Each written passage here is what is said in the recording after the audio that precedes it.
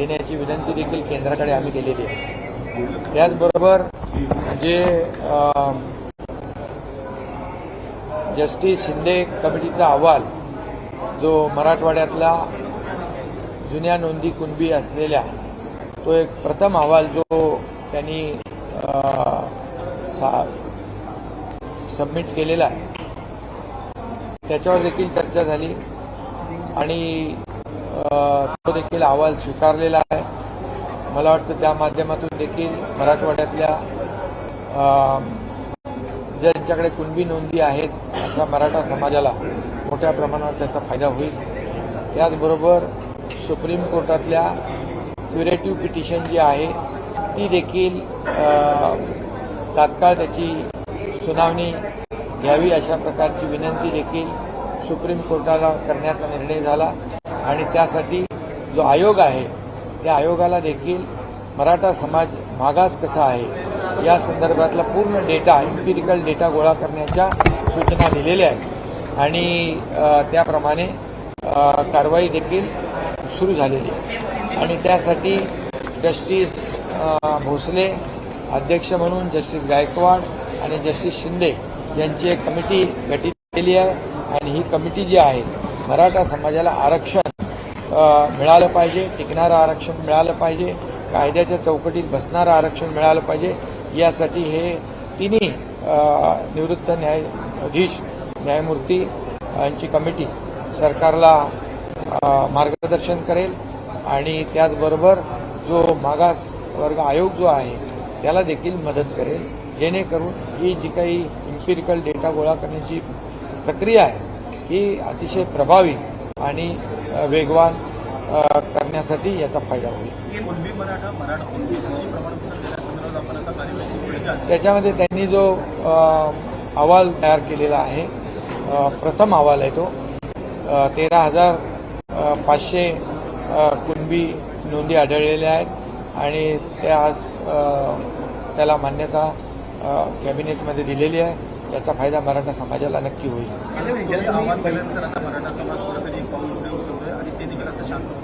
मराठा समाजाला मी कालही आवाहन केलं, मनोज जरांगे पाटील यांच्याशी मी देखील ते संपर्कात आहे आणि त्यांनी देखील हे जे काही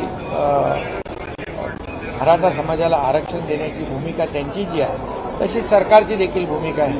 मी ती भूमिका जाहीरपणे पण मांडलेली आहे आणि त्यामुळे थोडा याला वेळ दिला पाहिजे।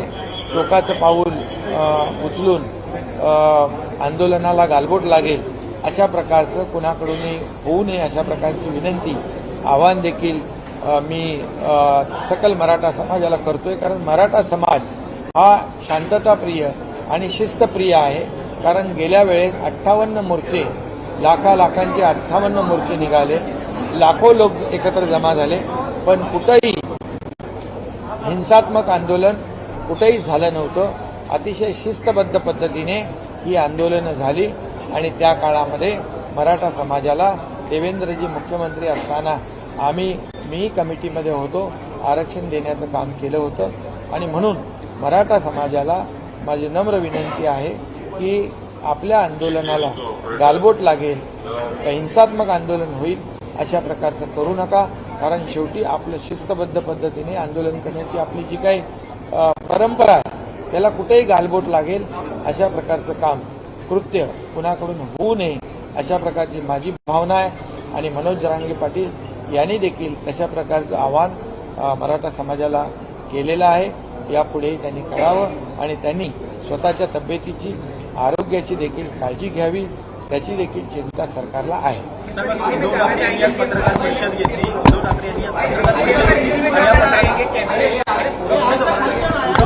पत्रकार परिषद घेतली या पत्रकार परिषदेमध्ये त्यांनी मागणी केली की महाराष्ट्राचे केंद्रीय मंत्री आहेत त्यांनी राजीनामे दिले पाहिजे महाराष्ट्रातल्या मराठी बाणा ठेवण्यासाठी किंवा मराठा आरक्षणासंदर्भात ज्याप्रमाणे चिंतामणराव देशमुख यांनी मराठी बाणा दाखवला होता तसा आता बाणा महाराष्ट्रातल्या केंद्रीय मंत्र्यांनी देखील दाखवणं गरजेचं। मराठी बाण्यावर बोलणारे खरं म्हणजे मराठा आरक्षणावर बोलण्याचा त्यांना नैतिक अधिकार नाही।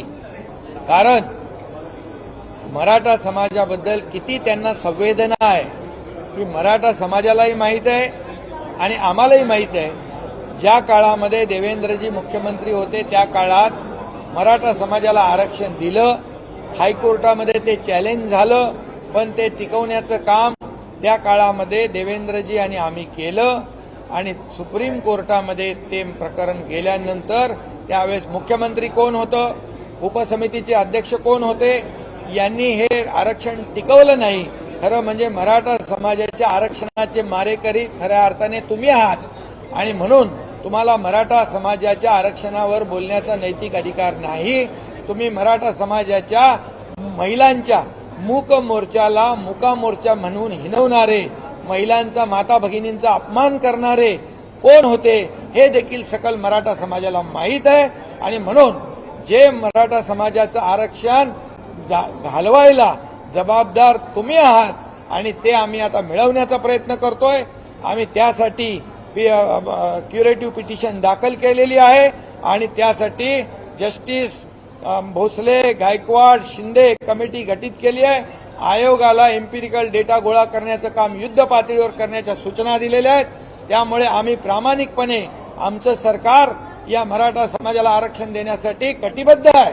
आणि म्हणून या सर्व याला कारणीभूत जे आहेत मराठा समाजाचं आरक्षण गमवायला, त्यांनी बिलकुल मराठा समाजाच्या आरक्षणाबद्दल बोलण्याचा नैतिक अधिकार त्यांना उरलेला नाही.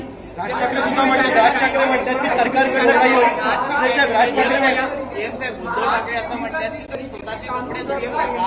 आमची केस होती, आमची केस देखील त्यावेळेला दाखल केलेली होती असं काही टीका करतात तुमच्यावर. अरे म्हणून तर मी सांगितलं, तुम्ही तर त्याचे मारेकरी आहात मराठा समाजाच्या आरक्षणाचे. जेव्हा आरक्षण हायकोर्टमध्ये टिकलं, तुम्ही त्याच्यावर किती लक्ष दिलं, किती तुम्ही त्यांना पुरावे दिले.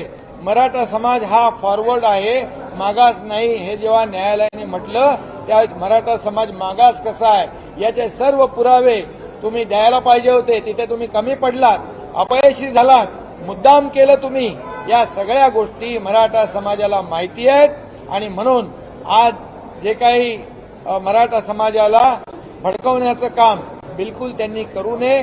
मराठा समाज शिस्तप्रिय आहे, मराठा समाज शांततेने आंदोलन करणार आहे आणि हे सरकार मराठा समाजाला टिकणारं, कायद्याच्या चौकटीत बसणारं आरक्षण देण्याची जबाबदारी आमची आहे. आम्ही कटिबद्ध आहोत.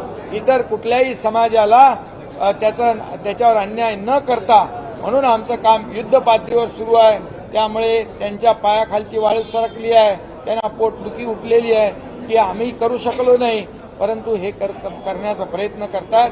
आणि म्हणून आम्ही प्रामाणिकपणे आमचं सरकार मराठा समाजाला आरक्षण देण्यास